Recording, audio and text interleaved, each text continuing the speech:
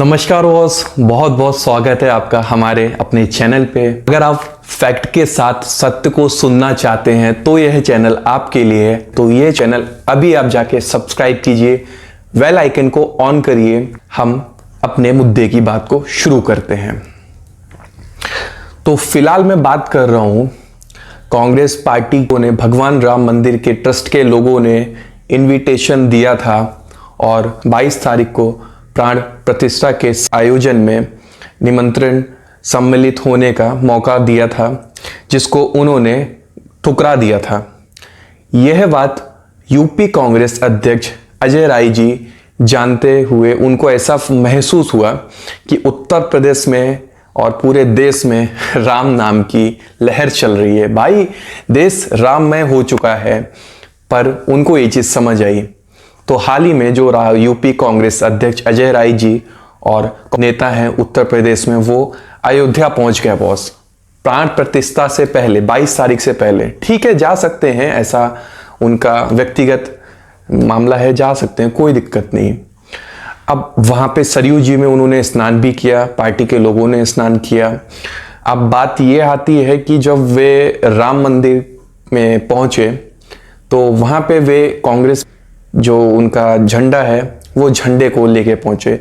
तो वहाँ के जो लोग थे, मंदिर के जो राम भक्त हैं, जो भक्तों ने ये उनका गुस्सा वहाँ पे स्वाभाविक रूप से बहुत दिखाया और जो इन लोग की कुछ हाथापाई भी हुई थी और झंडे को तक को फाड़ दिया गया था। तो बॉस, एक तरीके से आप वहाँ जाके राजनीति करने ही गए थे, एक तरीके से ये आता है। आपको जाना था, आप जा सकते थे भाई, ना हम रोक सकते हैं ना कोई रोक सकता है, आपकी अपनी निजी राय है, आप जा सकते हैं। तो यही कुछ हालत थी। तो भाई झंडे अंडे फाड़ दिए गए और खूब हाथापाई वगैरह हुई। तो फिर पुलिस ने बीच बचाव करके अलग करा। उसका एक वीडियो क्लिप हम दिखाते हैं हम आपको, वो देखिए।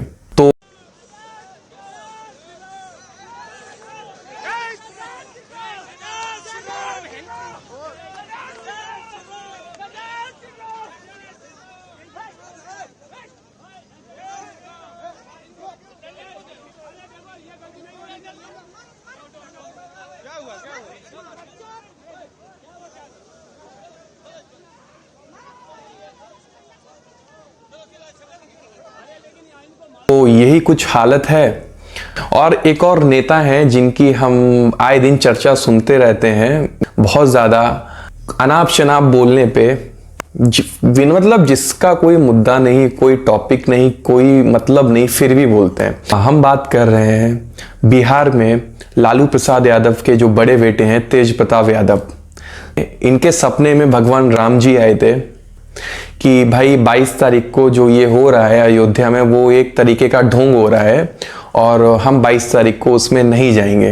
हंसी आती है, मतलब ऐसी ऐसी बातें करके ये जो कुछ नेता हैं, राजनेता हैं, जो बड़ी बड़ी पार्टियां, इन लोग की सब, मतलब अभी की सरकार चल रही है, तो ये ऐसे ऐसे बयान देते हैं। तो कौन नहीं सुन के इनकी बातों पे हंसेगा बताइए। भगवान राम इनके सपने में आए हैं और बोल रहे हैं कि 22 तारीख को जो ये सब अयोध्या में हो रहा है वो ढोंग हो रहा है।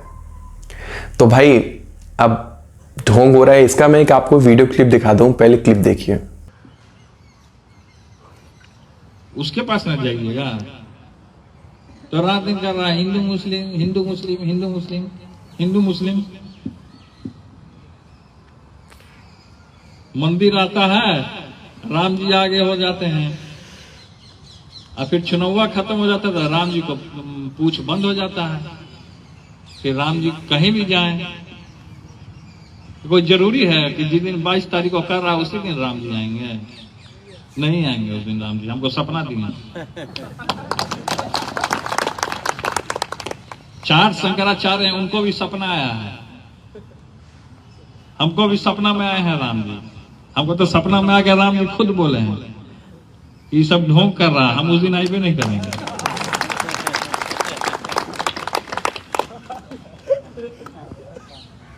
तो ये लोग जो है धर्म को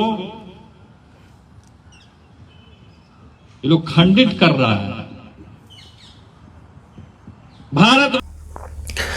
तो भाई, अब आप इनसे ये पूछिए कि अगर आपके सपने में हमारे भगवान राम आए थे और ये बोल रहे थे कि जो अयोध्या में जो भी ये सब हो रहा है, ये ढोंग हो रहा है, तो इन्हीं की जो पार्टी है उसमें भी कुछ बड़े बड़े जो नेता हैं और नेता ऐसे ऐसे आपत्तिजनक बयान देते हैं जो रामचरितमानस को लेके गलत सलत बयान देते हैं, कुछ भी जो जुबान पे आता है बोल देते हैं। और भी ऐसी चीज़ें हैं, उस समय भगवान इनके सपने में आके नहीं बोलते हैं कि ऐसा ये क्यों कर रहे हैं, आप इनको मना करिए, ये गलत कर रहे हैं। कमाल की बात है बॉस, इनके सपने में भगवान राम आते हैं और ये उनसे बोलते हैं कि हाँ, इनके साइड में अगर कुछ होता है तो भगवान राम इनके सपने में नहीं आते हैं। अगर कुछ और कहीं पे इनके विरोध में होता है, इनको जहां पे लगता है कि इनको वहां पे फायदा नहीं, तो इनके सपने में भगवान राम आते हैं, ये बोलते हैं कि ये गलत हो रहा है। क्या कमाल की बात करते हैं बॉस।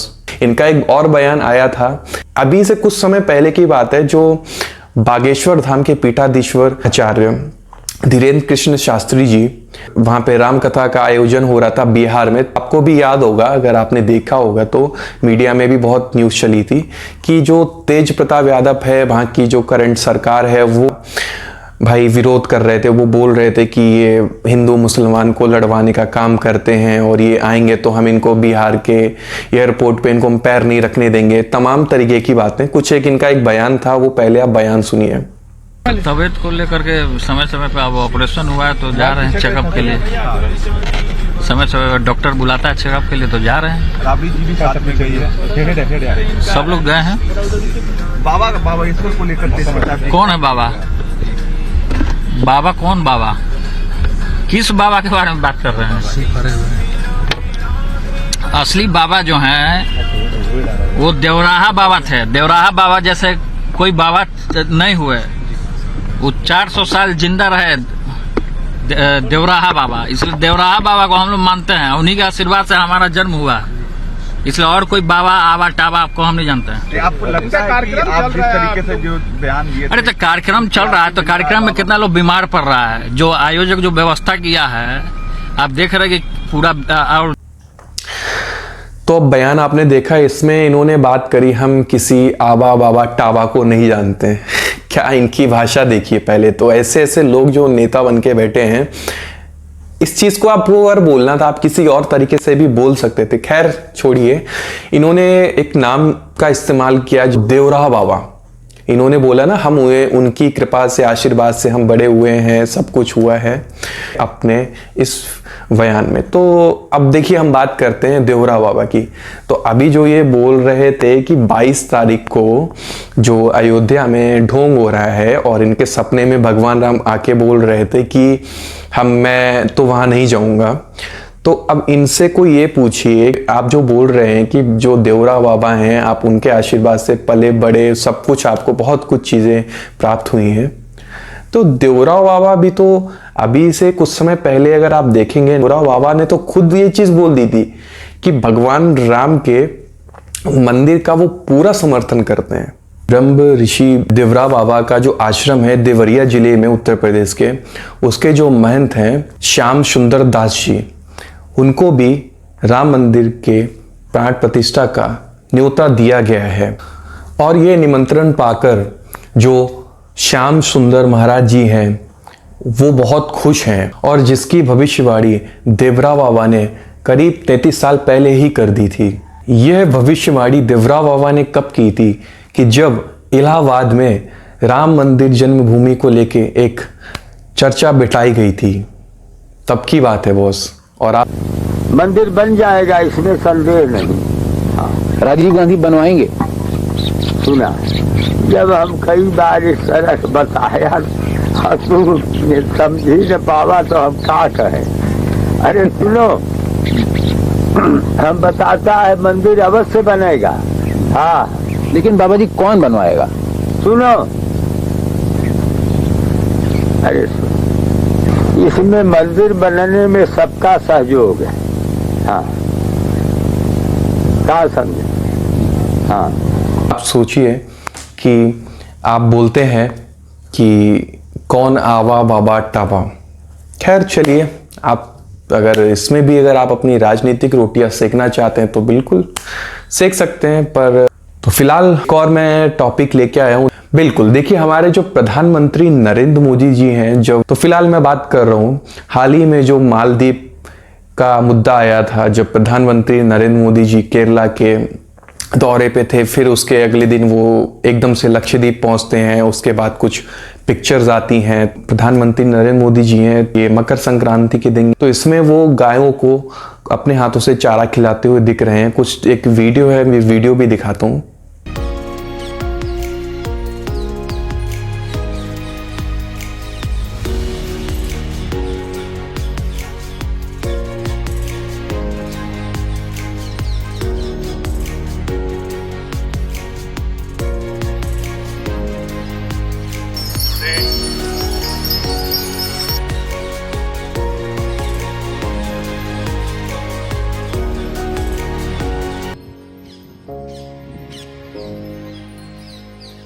अब इस वीडियो में वो गायों को चारा खिलाते हुए दिखा रहे हैं, और ये छोटी छोटी गायें, ये कौन गाय हैं, ये कौन सी प्रजाति है गाय की, आधे से ज़्यादा भारत में लोगों को नहीं पता है।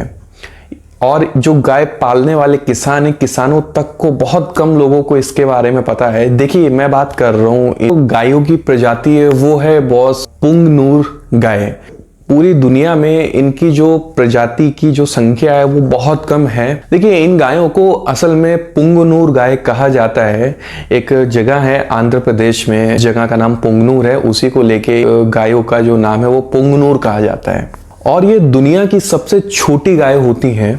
तो खास बात तो ये है कि जो पुंगनूर गाय है, इनका जो अस्तित्व है वो वैदिक काल से है, और इनके जो दूध है, जो आमतौर पे जो गाय होती है उनका दूध 50 से 60 रुपए लीटर मिलता है, और इनका जो दूध होता है वो बहुत ज़्यादा एक तरीके से हम अमृत समान होता है, क्योंकि इनके जो दूध की कीमत है वो 400 से 500 रुपए लीटर होती है।